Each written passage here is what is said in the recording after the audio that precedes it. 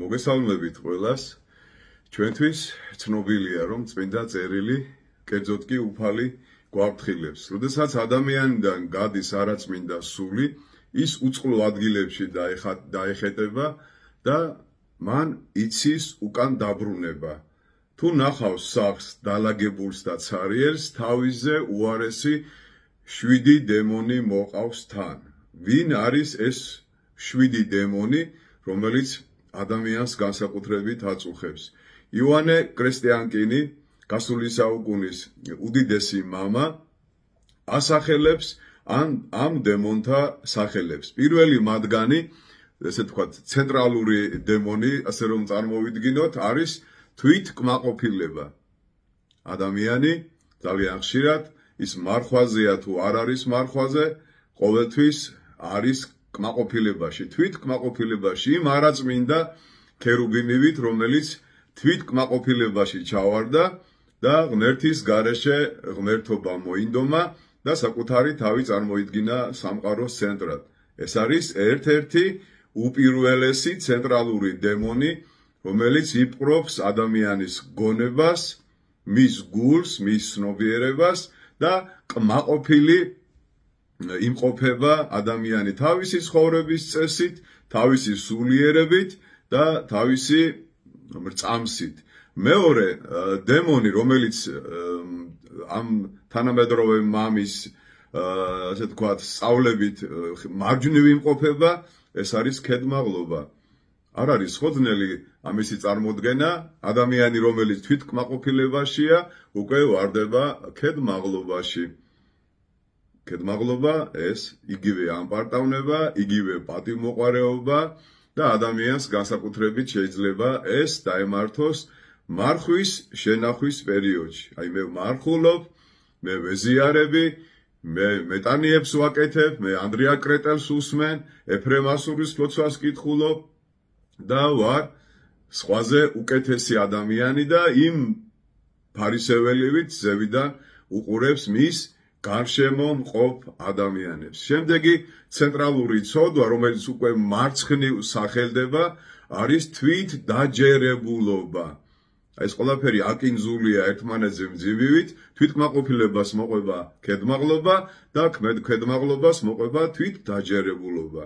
ალბათ თქვენ გსმენიათ მსგავსი სიტყვები თანამედროვე ქრისტიანის ცხოვრებაში, მე ვიცი, არ მინდა შენი შეხსენება, არ მინდა მოძღვარი, მე უკვე ამდენი წლებია მარხვას ვინახავ და ბევრი რამე უკვე ვიცი. შეიძლება ამას თანამედროვე ქრისტიანი ხმამაღლა არ აცხადებდეს, მაგრამ ძალიან ხშირად ის არის თვითდაჯერებული თავის საქმიანობაში. ერთი წუთი არ კითხავს თავის მეუღლეს, თავის მოძღვართან, თავის გამოცდილ მეგობარს. რამე ხომ არ მეშლება, ჩემი საქციელი მოგწონთ საზოგადოებაში?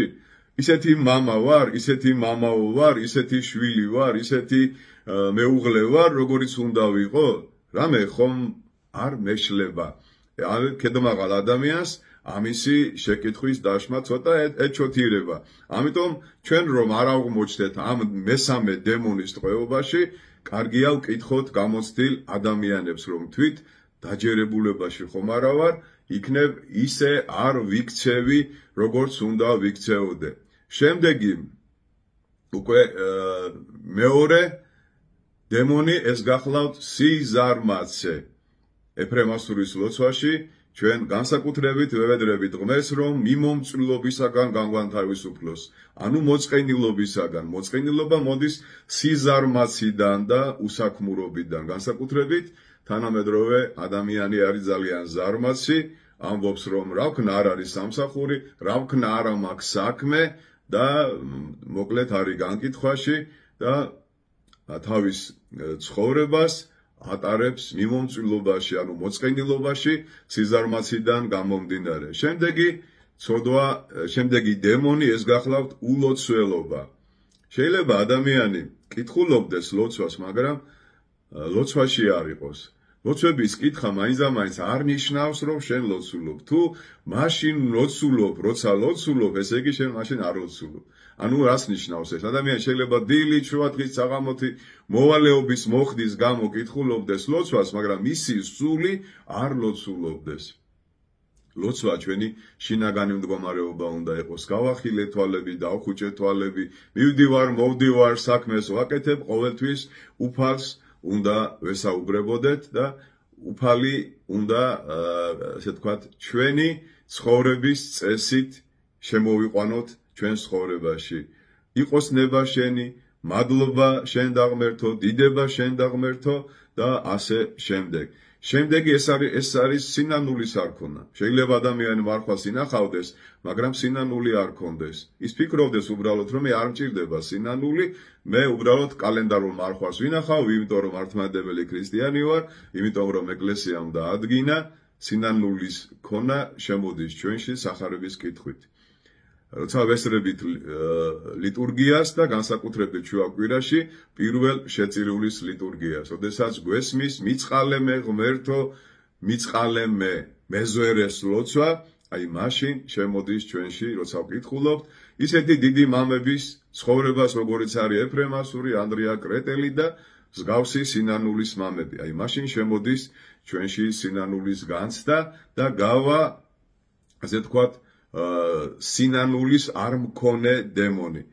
შემდეგი მეხუთე ეს გახლავთ მადლიერების არქონა ღმერთთან, კარგად დაუკვირდით, რომ თუ ჩვენ არ ვისწავლეთ მადლიერება იმის გამო, რაც გვაქვს, იმასაც დავკარგავთ, რაც მოგცა ღმერთმა. ძალიან ბევრ ადამიანს ეწოტავება ის, რაც გააჩნია და უფრო მეტი უნდა. ეს არის უმადურობა ღმერთთან. ყოველი ლიტურგია ჩვენს მიერ აღსრულებული და ჩვენს მიერ გააზრებული, ჩვენ რომ მივდივარ წირვაზე, უნდა ვიცოდეთ, რომ ეს არის ევქარისტია, ანუ სამადლობელი. ადამიანი, რომელიც არ დადის წირვა ლოცვაზე, ის არის უმადური ღმერთის. შემდეგი მეექვსე დემონი, ეს გახლავთ გულგრილობა. ეს თანამედროვე ცოდვაა აშკარად, ადამიანს არავინ და არაფერი აღარ აინტერესებს, ამბობს, რომ არაფერი არ მეშველება, რა აზრი აქვს ამ ცხოვრებას, არც გაჭირვებული აინტერესებს, არც დალხინებული არ აინტერესებს და 24 საათი არის თავისთვის ჩაკეტილი და არაფერი მის ცხოვრებაში ახალი არ ხდება და არის ძალიან მოწყენილი, ძალიან დაღვრემელი, დეპრესიული და ეს იცოდეთ, რომ არის გულგრილობის დემონიდან გამომდინარე.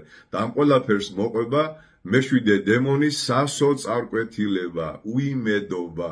ეს არის საშინელება, ჩემო ძვირფასებო, ეს არის ლოგიკური დასკვნა აი ამ ყველა ცოდვის, რომელიც ამ დემონების მიერ არის ჩვენში შემოსული.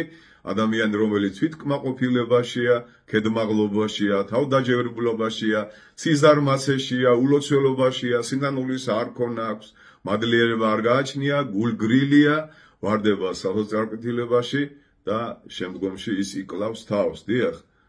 დიახ, ასია, ძალიან ბევრმა თანამედროვე ადამიანმა მოიკლა ამ ცოდვებიდან გამომდინარე თავი. აი ამიტომ რა კი მარხულობთ, ვერიდოთ დიდ მარხვაში ამ დემონებს, რომელიც ჩვენში უკვე დიდი ხანია არსებობენ. ღმერთმა დაგლოცოთ და გაგაძლიეროთ.